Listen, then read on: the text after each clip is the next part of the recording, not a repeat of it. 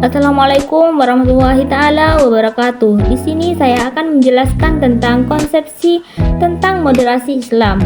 Konsepsi tentang moderasi Islam atau wasatiyah adalah konsep yang menekankan keseimbangan, keadilan, dan toleransi dalam menjalankan ajaran Islam.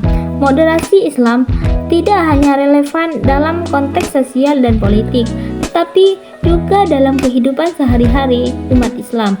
Berikut adalah beberapa aspek penting dari moderasi Islam. Yang pertama, pengertian moderasi Islam. Wasatiyah berasal dari kata wasat yang berarti tengah atau moderat. Dalam konteks Islam, wasatiyah merujuk pada sikap moderat, adil, dan seimbang.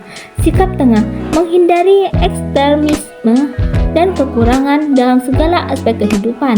Yang kedua, landasan moderasi Islam, Al-Quran dan hadis. Al-Quran menyebut umat Islam sebagai ummatan wasatan, umat yang moderat. Dalam surat Al-Baqarah ayat 143, hadis Nabi Muhammad juga menekankan pentingnya bersikap moderat dan tidak berlebih-lebihan dalam beragama. Ijtihad dan ijma menekankan pada penggunaan akal dan ijtihad untuk menafsirkan ajaran agama dalam konteks yang berubah-ubah, serta pentingnya konsensus dalam menetapkan hukum yang adil dan seimbang. Yang ketiga, karakteristik moderasi Islam. Menjaga keseimbangan antara kehidupan dunia dan akhirat, antara hak individu dan hak masyarakat. Keadilan, menegakkan keadilan dalam segala termasuk dalam penegakan hukum, ekonomi, dan hubungan sosial. Toleransi, menghormati perbedaan dan mengakui keberagaman, baik dalam konteks internal umat Islam maupun antar agama. Kemanusiaan, mengutamakan nilai-nilai kemanusiaan seperti kasih sayang, peduli, dan saling membantu. Yang keempat, implementasi moderasi Islam. Pendidikan, mendidik umat agama memahami Islam secara komprehensif dan tidak hanya berdasarkan teks tetapi juga konteks. Dialog di antar agama, mendorong dialog dan kerjasama antar agama untuk menciptakan perdamaian dan saling mengerti.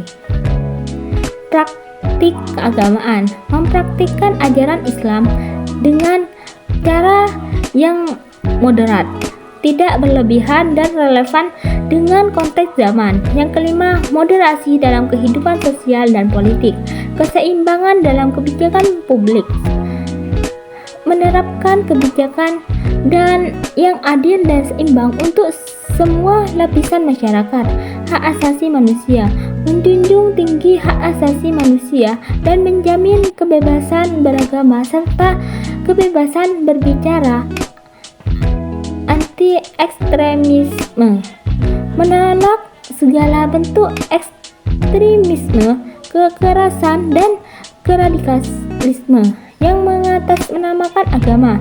Yang keenam, tantangan dan solusi ekstremisme dan radikalisme. Menghadapi tantangan dari kelompok ekstremis yang menafsirkan Islam secara sempit dan keras.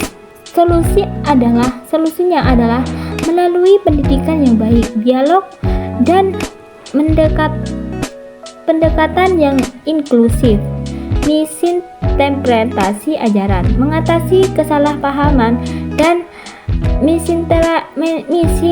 misinterpretasi ajaran Islam yang dapat menyebabkan sikap tidak moderat. Yang ketujuh, pandangan ulama klasik dan kontemporer. Pemikiran ulama klasik seperti Imam Al-Ghazali dan ulama kontemporer, tetapi pentingnya moderasi dalam Islam.